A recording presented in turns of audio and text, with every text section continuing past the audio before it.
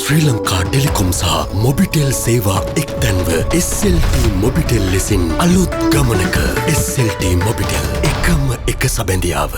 අලුත් Vim extra anti smell lemon mint බලයයි තද දුගඳ සුන් කරයි.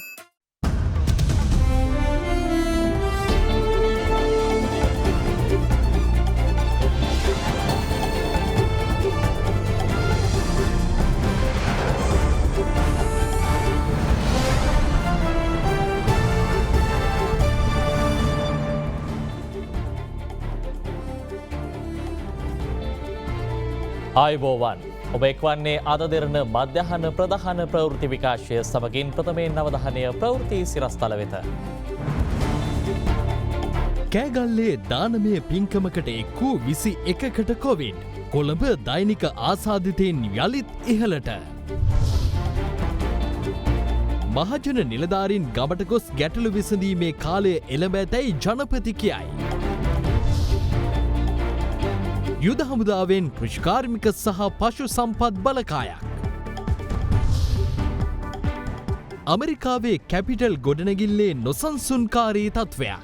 සිව් දෙනෙකු ජීවිතක්ෂයට. වොෂින්ටන් නුවරට ඇඳිරි නීතියත් පනවයි. ඇල්කොහොල් අඩංගු හෑන්ඩ් සැනිටයිසර් භාවිත කරන්න. ලෙඩ රෝග ඇති කරනු විෂ බීජවලට එරෙහිව සටන් කරන්න. හඳුන්වා දීමේ මිල රුපියල් 350යි.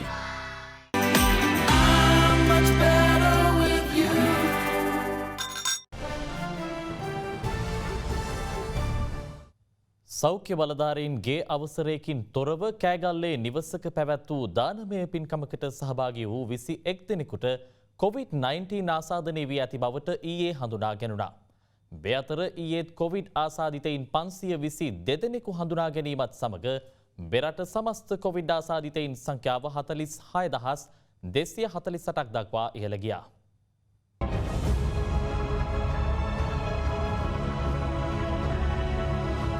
මෙරටින් ඊයේ දිනේදී COVID-19 ආසාදිතයන් 522 දෙනෙකු හඳුනා ගැනුණා.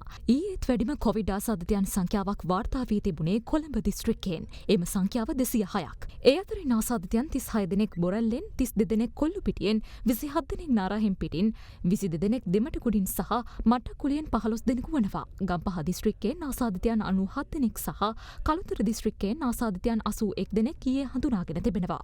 කළුතර දිස්ත්‍රික්කයේ ආසාදිතයන්ගෙන් 35 දෙනෙකුම හඳුනාගෙන තිබුණේ බණ්ඩාරගම ප්‍රදේශයෙන්.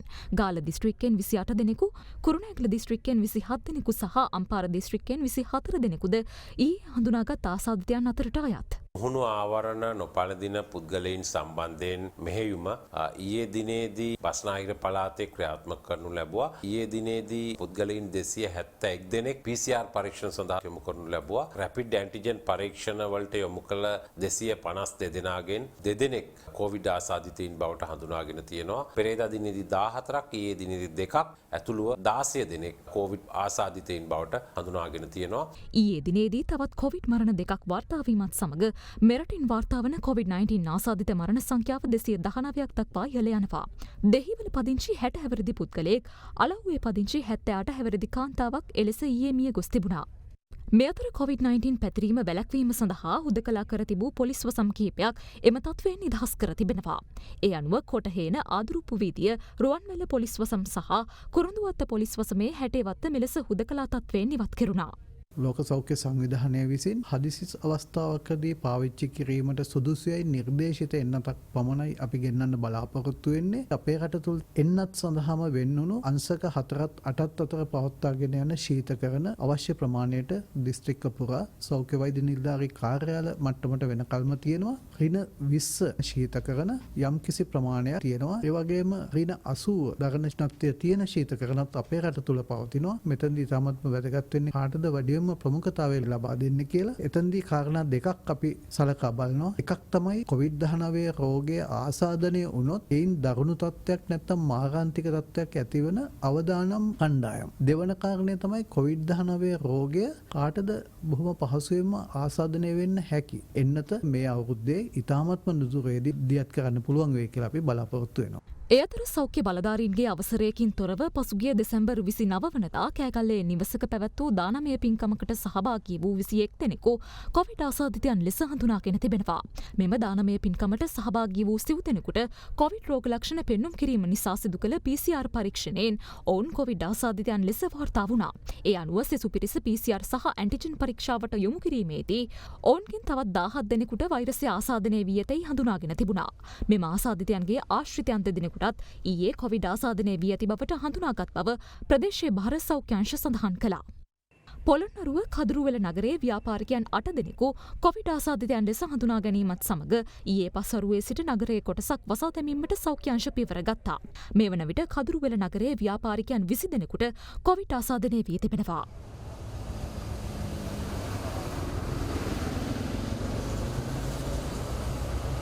මෙරට සමස්ත COVID-19 ආසාදිතයන් සංඛ්‍යාව 46248ක් දක්වා ඉහළ ගොස් තිබෙනවා.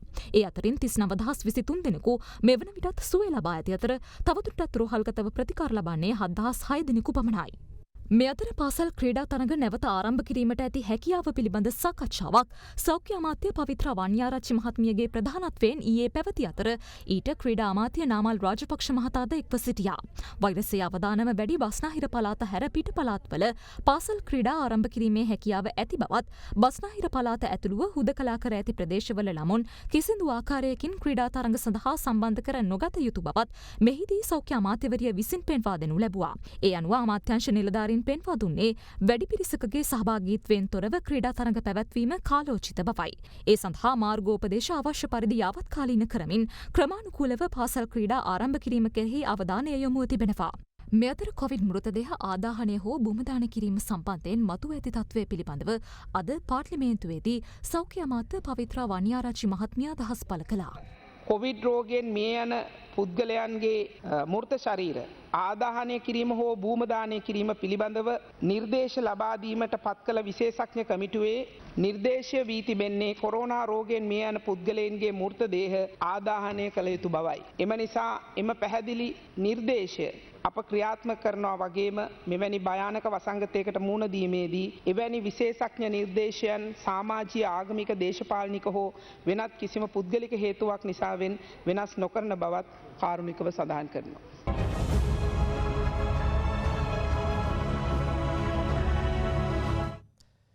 එංගලන්තයේ සෑම පුද්ගලයින් 50 දෙනෙකුගෙන්ම එක් අයෙකුට කොවිඩ් වැළඳී ඇතැයි එරට සෞඛ්‍යාංශ අනාවරණය කර තිබෙනවා. මේ අතර වෛරස් පාලනයට දැඩි සංචරණ සීමා හඳුන්වා දෙමින් අගමැති බොරිස් ජොන්සන් ගෙන නව කෙටුම්පතකට එරට පාර්ලිමේන්තුවේ අනුමැතිය හිමි වුණා. එක්සත් රාජධානයේ දෛනික කොවිඩ් මරණ ගණන ඊයේ 16ක්ම වාගියා. එම අගය දැක්වුණේ 1041ක් ලෙසයි.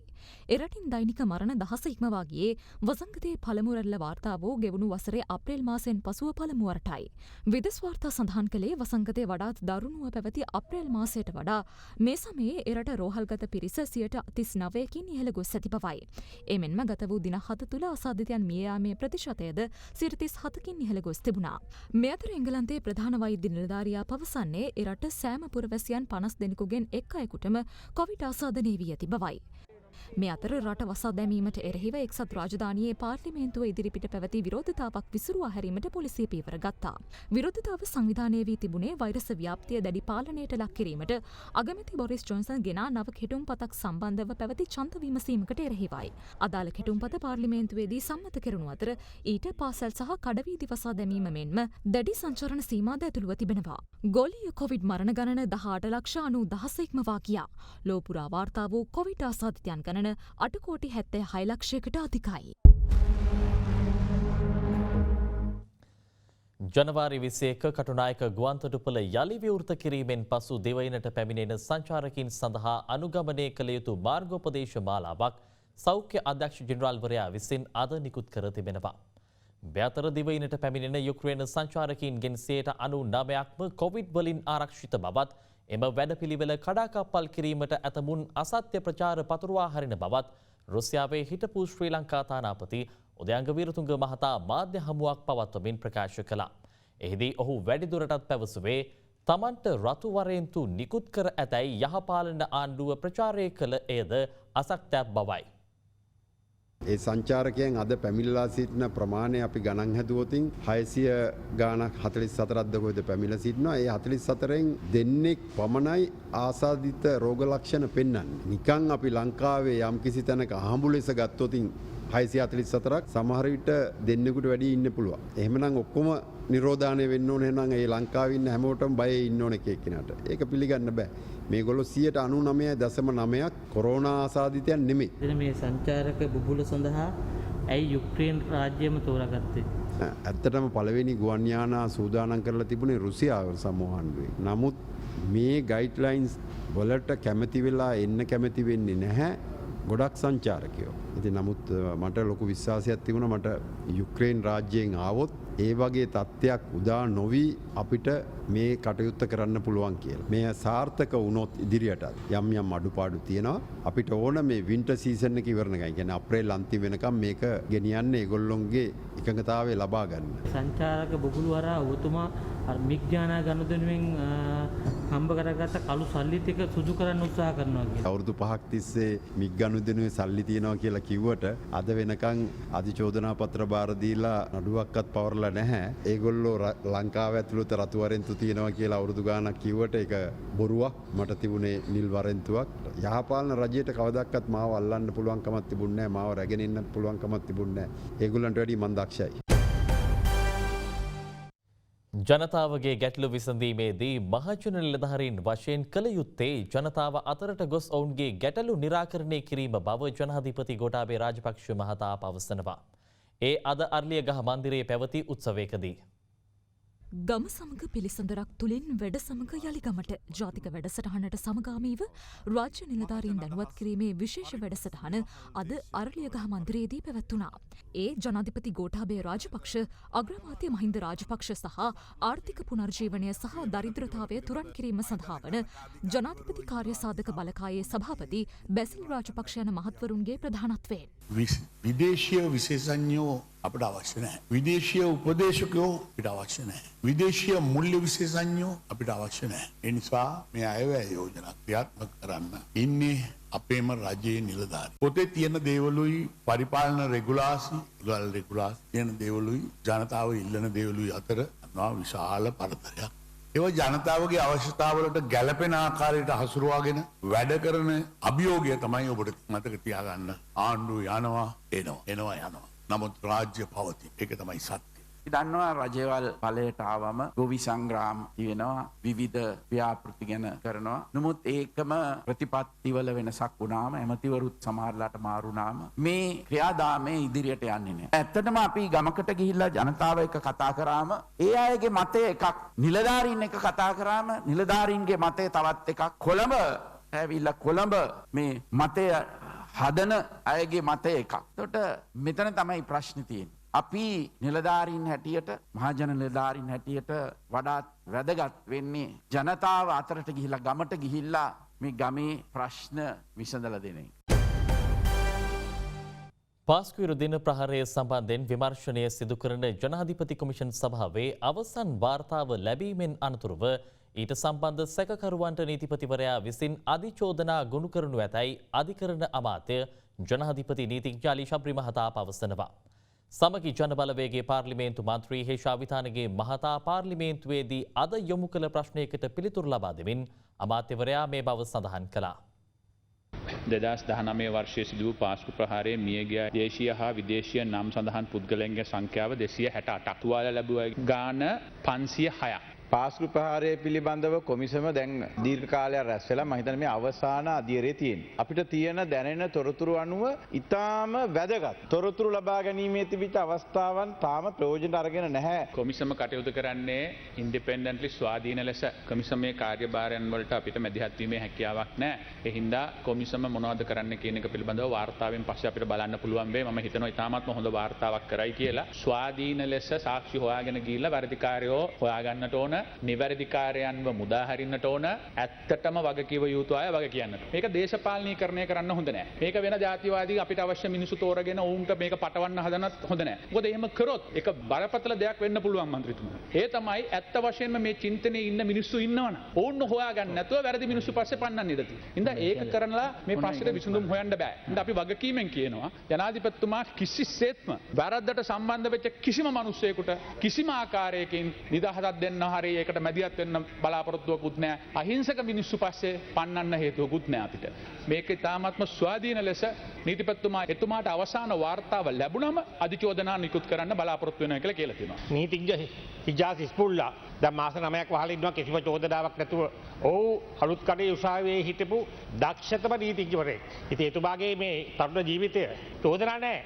අපදෙන්න කියන්නේ ඉතරයි අපි ඉල්ලන්නේ ගරුවා අධිකරණ මැතිතුමාගේ. හිජාස් උස්බේලා කියන පුද්ගලයා 3 වතාවක් මරාගෙන මැරෙන ඒ පාස්කු ප්‍රහාරයට සම්බන්ධ වෙච්ච මරාගෙන මැරෙන ඒ ත්‍රස්තවාදීන් සමග 3 වතාවක් දුරකථනයෙන් කතා කරලා තියෙනවා මේකට ඉස්සෙල්ලා. ඒ වගේම තමයි අයා විවාහ වෙලා තියෙන්නේ ඊජිප්තු කාන්තාවක් සමග. ඒ කාන්තාවත් ත්‍රස්තවාදී සංවිධානයකට සම්බන්ධයි. ඒ වගේම තමයි ඔහු Pole of Unity කියන ඒ සංවිධානයක් ඒ පාසලක් පවත්වාගෙන තියෙනවා. ඒ පාසලේ දේශන පවත්වලා තියෙන්නේ සහරාන්. එතකොට ඒකට මුදල් ලැබිලා තියෙන්නේ කටා චැරිටි කියන United Nations වලින් තහනම් වෙච්ච සංවිධානයක්. මෙන්න මේ සාක්ෂි මත තමයි ඔහු රඳාගෙන තියෙන්නේ. තවදුරටත් විමර්ශන කටයුතු සිදු වෙනවා. ඒකින්ද ඒ වගේ ත්‍රස්තවාදී කටයුතු වලට සම්බන්ධ වෙච්ච කෙනෙක් සම්බන්ධයෙන් ඔබතුමා වෙන කෙනෙක් කතා කරන්න එපා කියලා තමයි මගේ ඉල්ලීම. මම අහන්නේ දැන් ඔබතුමා අද කියපු තොරතුරු පාර්ලිමේන්තුවේ කිව්වේ මේක අධිකරණයට ඉදිරිපත් කරලා තියෙනවද? අධිකරණයට ඉදිරිපත් කරන තමයි ඒ තොරතුරු සොයාගෙන යන්නේ. ප්‍රශ්නාංක 3 ශ්‍රී ලංකා යුද හමුදාව විසින් කෘෂිකර්ම හා පශු සම්පත් බලකාය නමින් තවත් අභිනව බලකායක් අද ස්ථාපිත කරනු ලැබුවා.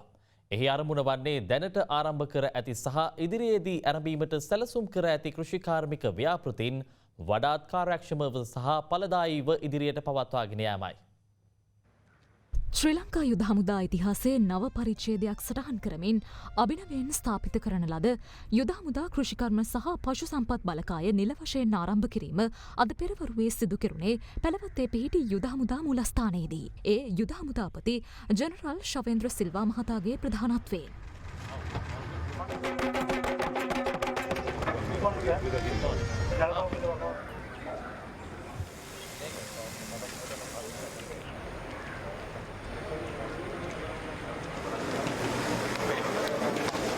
කර්මාන්තයේ නිරත වන ජනතාව ගොවිතැන අතහැර වෙනත් වෘත්තීන් වෙත යොමුවීම වෙනුවට එම ගොවිතැනට ආකර්ෂණයක් ලබා දෙමින් කුඩා භූමි ප්‍රදේශයක අඩු නිෂ්පාදන පිරිවැයකින් ඉහළ අස්වැන්නක් ලබාදීමට හැකි කෘෂි ආර්ථිකයක් ගොඩනැගීම ජනාධිපති ගෝඨාභය රාජපක්ෂ මැතිතුමාගේ කෘෂිකාර්මික ප්‍රතිපත්තියේ සඳහන් වී තිබෙනවා. එවැගේම බිත්තර, කල්කිරි සහ යෝගට් නිෂ්පාදනයද මේ වන විට ආරම්භ කර තිබුණු අතර මින් ඉදිරියට තවදුරටත් ව්‍යාප්ත වෙමින් මෙම බලකාය තුළින් ඉදිරියට ශ්‍රී ලංකා යුද හමුදාවටත් දීර්ඝකාලීනව අපගේ රටටත් ලබා දීමට ක්‍රියා කරනු ලබන අතර ලුණු නිෂ්පාදනය කිරීමේ මූලික කටයුතුද යාල පල්ලොට්ටුපාන යුද හමුදා ගොල් පෙළේදී මේ වන විටත් ආරම්භ කරලා තිබෙනවා.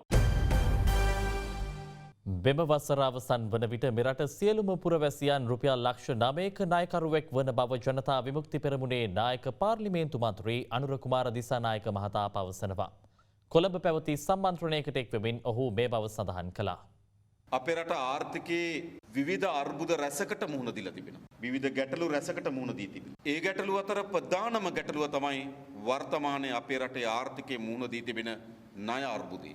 එය ඉතාමත් බරපතල ගැඹුරු අගාධයක අපේ රටේ ආර්ථිකය හෙලා තබා තිබෙනවා. 2020 අගෝස්තු මාසෙ වෙනකොට මහ බැංකු වාර්තාව කියනවා ආණ්ඩුවේ මුළු ණය ප්‍රමාණය රුපියල් ට්‍රිලියන 14.3යි කියලා. ට්‍රිලියනයක් කියන්නේ 1.12. ඒ කියන්නේ ආණ්ඩුවේ මුළු ණය ප්‍රමාණය රුපියල් 143.11. 2020 අගෝස්තු මාසය වෙනකොට රටේ මුළු ණය ප්‍රමාණය ට්‍රිලියන 15.6යි. ඉන්පසුව 2020ට සහ 21ට ආණ්ඩුව ඇස්තමේන්තු කරලා තිබෙනවා ට්‍රිලියන 5.9ක් ණය ගන්න. ආසන්න වශයෙන් ඒකෙන් ට්‍රිලියන 2.9ක් වගේ ගත්තු ණය ගෙවන්න. එහෙනම් අපේ ණය පංගුව 2021 අවසන් වෙනකොට තව ට්‍රිලියන 3කින් ඉහළ යනවා. ඒ කියන්නේ මුළු ණය ප්‍රමාණය ට්‍රිලියන 18.6යි. ඒ කියන්නේ 1.83.11යි. 2021 අවසන් වෙනකොට අපේ රටේ අද ඉපදුන බිලිඳාගේ සිට ලෙඩ ඇඳ ඉන්නේ මහල්ලා දක්වා සියලු දෙනා රුපියල් ලක්ෂ 9ක ණයකරුවෙක් බවට පත් වෙනවා. වන සංරක්ෂණ කලාපයක් ලෙස නම් කර ඇති මුතුරාජවෙල කොටසක් පෞද්ගලික සමාගමක් විසින් සංවර්ධන කටයුත්තක් සඳහා වෙන් කරගෙන ඇති බව අගරදු ගුරු අතිඋතුම් මැල්කම් කාදිනල් රංජිත් හිමිපාරන් පවසනවා. මුතුරාජවෙල සුරකිමු යන මෑන් අද කොළඹ පැවති මාධ්‍ය හමුවකදී උන්වහන්සේ පැවසුවේ අදාළ සංවර්ධන කටයුතු සිදු කළහොත් ගම්පහ දිස්ත්‍රික්කයට ගංවතුර තත්ත්වයක් ඇතිවීමේ අවධානමක් පවතින බවයි.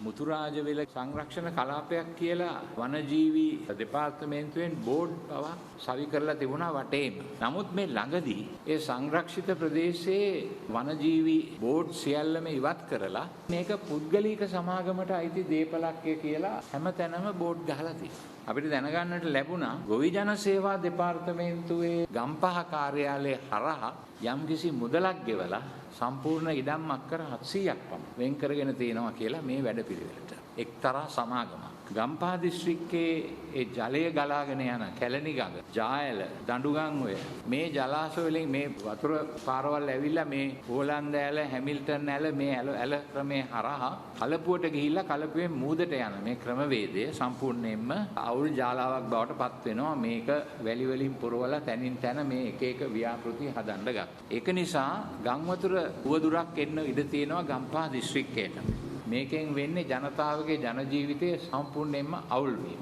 ඒ නිසා අපි මේ ව්‍යාපෘතියට විරුද්ධයි. මේක කරන්න දෙන්න බෑ. මේක කරන්න දෙන්නෙත් නැහැ. නිසා කරුණා කරලා දූෂිත නිලධාරීන්, ඒ අංශ පාලනය කරන ඒ දෙපාර්තමේන්තුව වල අය කරුණා කරලා මේ ටිකට සමන් දෙන්න. ඔයාලා වැලගේ යුතුයකම් ඉෂ්ට කරන්න රටේ නීති රීති වලට අනුව.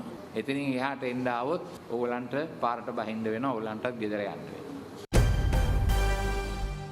දැන් තවත් පුවත් කිහිපයක්. මනුසාධරණ සහ රේන්කෝ ආයතනයෙක්ව ආරම්භ කළ මාතෘ සහ ළමා සායන සඳහා දෑත්සේදීමේ පහසුකම් ස්ථාපනය කිරීමේ ව්‍යාපෘතියේ දෙවන අදියර පසුගියදා ක්‍රියාත්මක කළා. මෙහිදී කැලණිය වත්තල ජයල රාගම යන සෞඛ්‍ය වෛද්‍ය නිලධාරී කාර්යාල ආවරණය වන පරිදි දෑත්සේදීමේ උපකරණ බෙදා දීම සිදු කෙරුණා. මනුසාධරණ රේන්කෝ ආයතන දෙකටම බෙහෙවින්ම ස්තුතිවන්ත වෙනවා මේ කරපු සත්කාරය අපි වෙනුවෙන්. කළුතර සිට කොළඹ දෙසට අපරීක්ෂාකාරීව ධාවනය වූ වෑන් රථයක වත්තුව පොතුපිටිය ප්‍රදේශයේදී කාන්තාවක් ගැටෙන අයුරු CCTV කැමරාවක මෙලෙස සටහන්ව තිබුණා. අනතුරින් බරපතල තුවාල ලැබූ කාන්තාව කළුතර දිස්ත්‍රික් මහරෝහලේ ප්‍රතිකාර ලබන අතර වෑන් රථයේ රියදුරු වාද්දුව පොලිසිය මගින් අත්අඩංගුවටගෙන තිබෙනවා. මහනුවර දිස්ත්‍රික්කයට මේ දිනවල ඇදහැලෙන අධික වර්ෂාව හේතුවෙන් ඓතිහාසික ශ්‍රී දළදා මාලිගාවේ විෂ්ණු දේවාලය අසල දියාගලේ පැතිබැම්මක කොටසක් කඩා වැටී තිබෙනවා. අමරිකාවේ කැපිටල් ගොඩනැගිල්ලට බලහත්කාරයෙන් ඇතුළු වී එහි පාලනය සියතට ගැනීමට ජනාධිපති ඩොනල්ඩ් ට්‍රම්ප්ගේ ආධාරකරුවන් ගත් උත්සාහය අතරතුර පුද්ගලයන් සිව් දෙනෙකු මිය ගොස් තිබෙනවා. පවතින ගැටුම්කාරී තත්ත්වය හමුවේ වහාම ක්‍රියාත්මක වන පරිදි වොෂින්ටන් නුවරට ඇඳිරි නීතිය පැනවීමට ප්‍රාන්ත රජය පියවර ගත්තා. මේ අතර ජනාධිපති ට්‍රම්ප්ගේ ගිණුම් තාවකාලිකව අවහිර කිරීමට ට්විටර් සහ ෆේස්බුක් ආයතනය පියවරගෙන තිබෙනවා. අමරිකාවේ වොෂින්ටන් නගනුවර පිහිටි කැපිටල් ගොඩනැගිල්ලට ඇතුළු වී ඊට දැඩි අලාභහානි කිරීමට ජනාධිපති ඩොනල්ඩ් ට්‍රම්ප්ගේ ආධාරකරුවන් කටයුතු කර තිබෙනවා. සිද්ධිය වාර්තා වී ඇත්තේ ගොඩනැගිල්ල සමීපයේ ජනාධිපති ට්‍රම්ප්ට සහයෝගය දක්වමින් පැවති විරෝධතාවක් අතරතුරයි. අවිගත් විරෝධතාකරුවන් මෙසේ කැපිටල් ගොඩනැගිල්ලට ඇතුළු වී එහි දේපළවලටද හානි කර තිබුණා.